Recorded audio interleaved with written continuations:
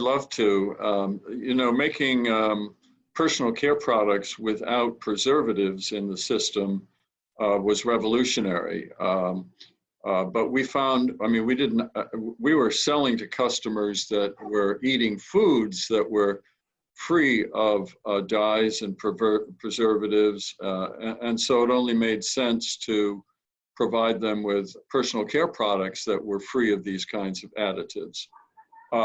Easily said, more difficult to achieve. So making a shampoo or a mouthwash or a toothpaste without those preservatives to indeed preserve the system became an innovation rather than a compromise. And we use glycerin, for instance, from coconut oil as that a naturally derived means of preserving the system.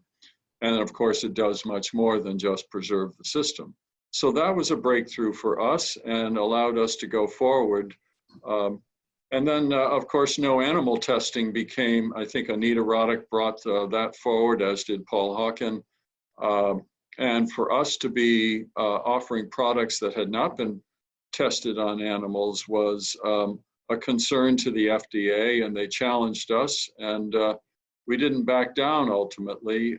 We had a confrontation with the FDA and said, we're not going to test on animals. And we had human trials that were proof of safety and efficacy, and we asked them to accept our human trials.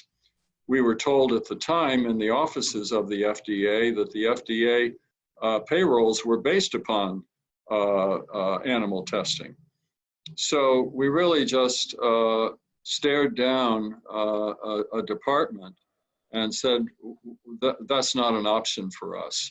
And ultimately, they did look at our trials and said, yes, this is indeed safe and efficacious. And we became the first brand to be able to market its products without animal testing. And then shortly thereafter, they all, whether it's Colgate, P&G, Unilever, they all followed suit.